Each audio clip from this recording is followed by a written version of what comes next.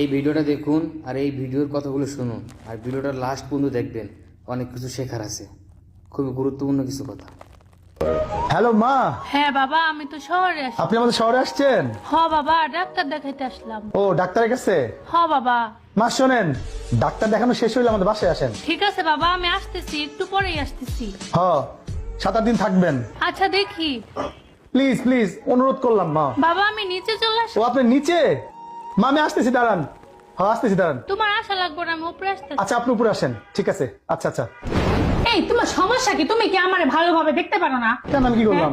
তোমার কেন দাওয়াত করে বাসায় মানুষ নিয়ে আসতে হয় কেন? হ্যাঁ আচ্ছা মা মা আসতে। শান্তি লাগে না তোমার কোনো সময়? আচ্ছা, মা আসতে আসো। আমার 100 বার রান্না করা লাগে, 100 পদ রান্না করা লাগে। সেই সকাল থেকে নাস্তা বানানো শুরু করতে হয় রাত্রে পর্যন্ত। তোমার কি কি বউরে ভালোবাসো না? বউরে কিছু মনে হয় না? তো মা মা করো কেন? মা দিয়ে কি করবা দুনিয়াতে? এ, মার সেবা করবো চুপ না? থাকো তুমি। মা সেবা করবা মানে তুমি ডাক্তার কাছে দেখে আসতা, দেখে এসে বাইরে রেস্টুরেন্টে খাওয়া, তুমি গাড়িতে তুলে দিত। তোমার এত সমস্যা কিসের? মা শহর আসছে, মাকে আসতে বলবো না? কেন তুমি আসতে বলবো বাসায়? বাসায় তো কি হ্যাঁ আমি সারাদিন কাজ করি, তোমার কি ভালো লাগে না? আরে হ্যাঁ একটু শান্তিতে একটু শুতেও পারি না। তোমার মা যতদিন থাকে সারাটা দিন আমার দিয়ে কাম করায়, একটু ঘুমাইতেও পারি না। তুমি এত অত্যাচার করো কেন আমার উপর? আর মা তো নিচে আসছে, আমি মা কি বলবো? নিজে আসছে, আমি কি করবো? মাথায় নিয়ে নাচবো? ফাইজলামি করে সবকিছু মাস্টার। তোমার মা আছে, তোমার মানে তুমি কেমনে বিদায় করবো আমি জানি না। যদি বাসা ঢুকতেছো তুমি বাসার মুখের উপর দরজা লাগিয়ে দিবা, বলবা যে আমার করোনা হয়েছে বা ডেঙ্গু হয়েছে, সামথিং একটা বলবা, বলে তুমি তার এখন বিদায় করবা। আমি বলে দিলাম একদম বাড়াবাড়ি করবে না, বাসায় যেন না ঢুকে। আপনি কিছু আসছেন, আপনার ডেঙ্গু করোনা বিছনায় পড়ে রয়েছে, আপনি যান, আইসেন না।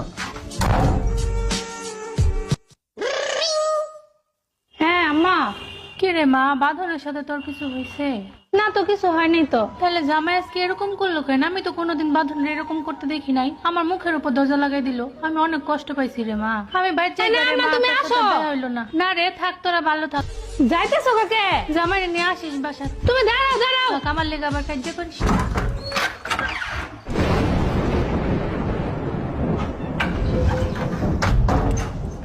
এই তোমার কত বড় সাহস, তুমি আমার মুখের উপর দরজা লাগিয়ে দিছো? তুমি আমার সাথে চলে যাও। কেন?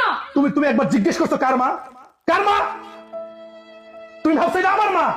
তার মাকে মানা? চলে দূর হয়ে যাও। তোমার মতো নিমক হারাম ছোট লোক আমি জীবনও দেখি নাই। আমি তোমার মায়ের জন্য কি না করি, তোমার মাকে আমি নিজের মায়ের চেয়ে বেশি ভাবি। আর তুমি আমার মায়ের কথা শোনা মাত্র তুমি একদম একদম সব উল্টাই ফেলছো, উগলাই ফেলে দিল সবকিছু। কেন? হ্যাঁ আমার তোমার মামার মা মানা না? হ্যাঁ আমার ভাই আসছে।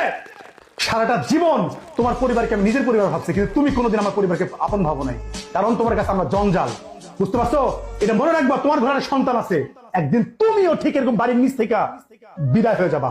মনে রেখো একটা কথা আমি বলে রাখলাম। তুমি